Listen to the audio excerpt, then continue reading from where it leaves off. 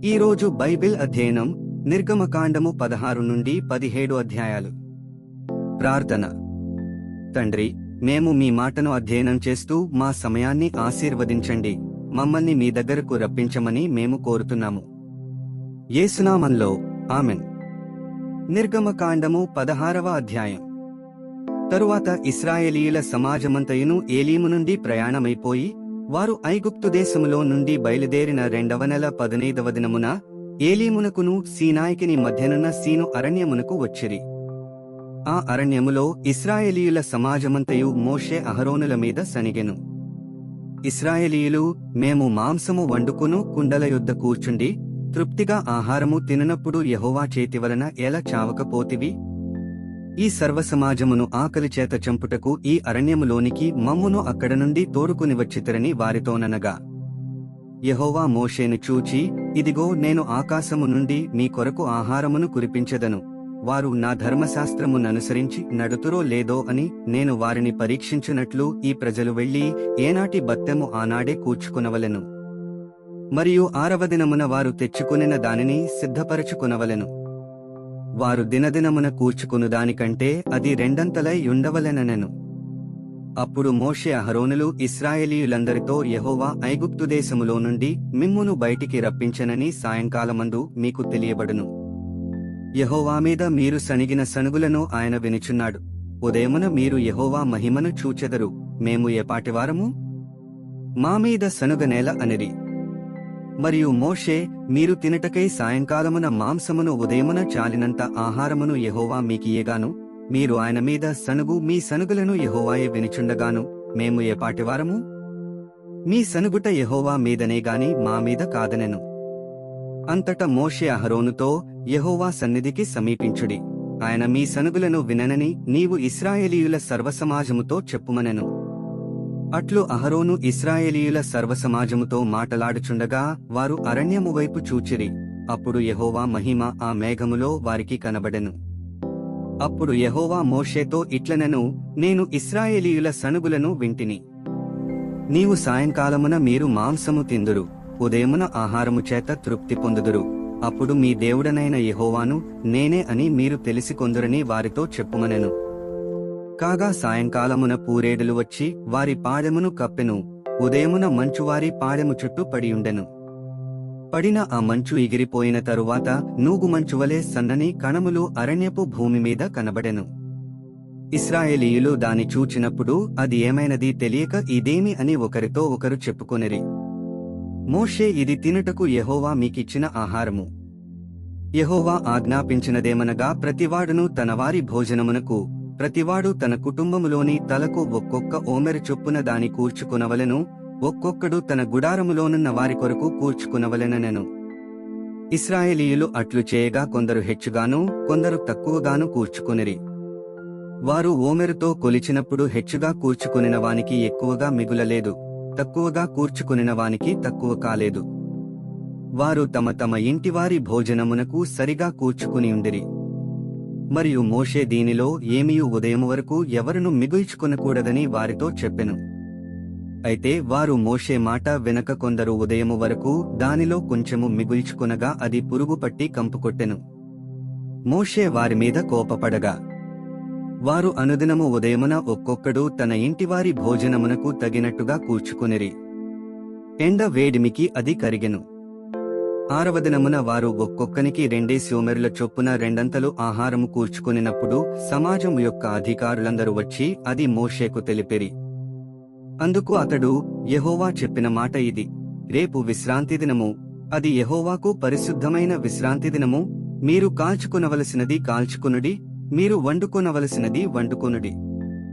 ఉదయము వరకు మిగిలిందంతయు మీ కొరకు ఉంచుకొనుడని వారితో చెప్పెను.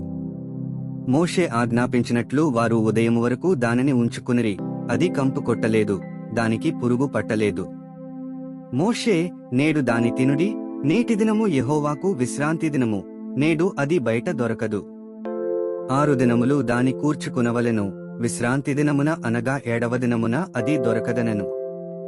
అట్లు జరిగెను. ప్రజలలో కొందరు 7వ దినమున దాని కూర్చుకున వెళ్లగా వారికేమియూ దొరకకపోయెను. అందుకు యెహోవా మోషేతో ఇట్లనెను, మీరు ఎన్నాళ్ల వరకు నా ఆజ్ఞలను నా ధర్మశాస్త్రమును అనుసరించి నడువనొల్లరు? చూడుడి, నిశ్చయముగా యెహోవా ఈ విశ్రాంతి దినమును ఆచరించుటకు సెలవిచ్చెను గనుక 6వ దినమున 2 దినముల ఆహారము మీకనుగ్రహించుచున్నాడు. ప్రతివాడును తన తన చోట నిలిచియుండవలెను. 7వ దినమున ఎవడునూ తన చోట నుండి బయలు వెళ్ళకూడదనెను. కాబట్టి 7వ దినమున ప్రజలు విశ్రమించిరి. ఇశ్రాయేలీయులు దానికి మన్నా అను పేరు పెట్టిరి. అది తెల్లని కొత్తిమీర గింజవలె నుండెను. దాని రుచి తేనెతో కలిపిన అపూపములవలె నుండెను. మరియు మోషే ఇట్లనెను, యెహోవా ఆజ్ఞాపించినదేమనగా, నేను ఐగుప్తు దేశము నుండి మిమ్మును బయటికి రప్పించినప్పుడు అరణ్యములో తినుటకు నేను మీకిచ్చిన ఆహారమును మీ వంశస్థులు చూచినట్లు వారు తమ యొద్ద ఉంచుకొనుటకు దానితో 1 ఓమెరు పట్టు పాత్రను నింపుడనెను. కాబట్టి మోషే అహరోనుతో, నీవు 1 గిన్నెను తీసుకొని దానిలో 1 ఓమెరు మన్నాను పోసి మీ వంశస్థులు తమ యొద్ద ఉంచుకొనుటకు యెహోవా సన్నిధిలో దాని ఉంచుమనెను. యెహోవా మోషేకు ఆజ్ఞాపించినట్లు ఉంచబడుటకు సాక్ష్యపు మందసము ఎదుట అహరోను దాని పెట్టెను. ఇశ్రాయేలీయులు నివసింపవలసిన దేశమునకు తాము వచ్చు 40 ఏండ్లు మన్నానే తినుచుండిరి. వారు కనాను దేశపు పొలిమేరలు చేరువరకు మన్నాను తినిరి. ఓమెరు అనగా ఏపాలో 10వ భాగము. నిర్గమకాండము 17వ అధ్యాయం. తరువాత ఇశ్రాయేలీయుల సర్వసమాజము యెహోవా మాట చొప్పున తమ ప్రయాణములలో సీను అరణ్యము నుండి ప్రయాణమైపోయి రెఫీదీములో దిగిరి.